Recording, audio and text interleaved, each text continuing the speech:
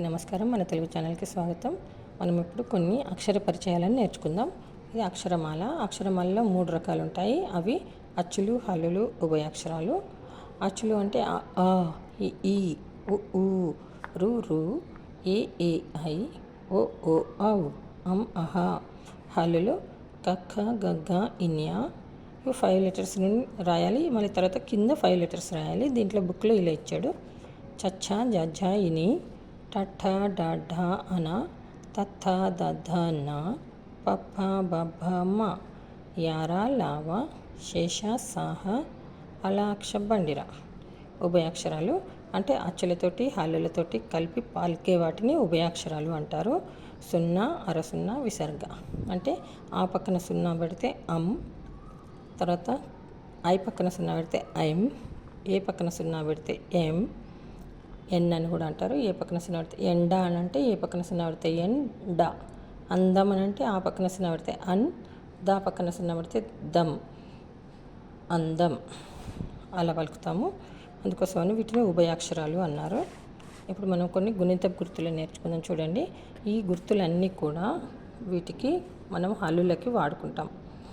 కాకు తలకట్టు, ఇది కాకు దీర్ఘమిస్తే కా అంటాం. కాకి గుడి ఇస్తే కీ. అంటే ఈ సింబల్స్ అన్నీ కూడా మనము గుణింతాలలో వాడుకుంటాం.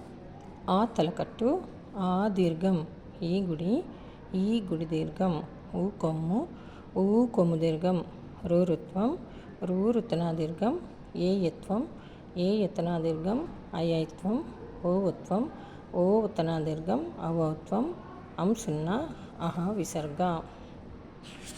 ఇవన్నీ కూడా మనం గుణింతాలకి యూజ్ చేసుకుంటాం. 16 ఉంటాయి. ఈ 16 ఒక్కొక్క లెటర్కి 16 గుర్తులను పెట్టి గుణింతాలుగా రాసుకోవాలి. అప్పుడు మనకి వర్డ్స్ రాయడం చాలా ఈజీగా ఉంటుంది. ఇప్పుడు ఆ తలకట్టు ఉన్న లెటర్స్ ఇక్కడ ఉన్నాయి చూడండి. రాకి కాకి ఉంది. ఆ రక, గద, పడవ, తల, ఈగ, తబల, గంట, నడక. గంట గనగన, అల గలగల, చకచక, నడక, గద తలతల. తర్వాత మనకు దీర్ఘం అక్షరాలను కొన్నిటిని చూద్దాం. చూడండి, జామ, జాకు దీర్ఘం ఇస్తే జా, తాత, తాకు దీర్ఘం పెట్టాం, పాప, చాప, వాన, బాట. మనకి ఇక్కడ ఒకటి గేయం ఇచ్చాడు.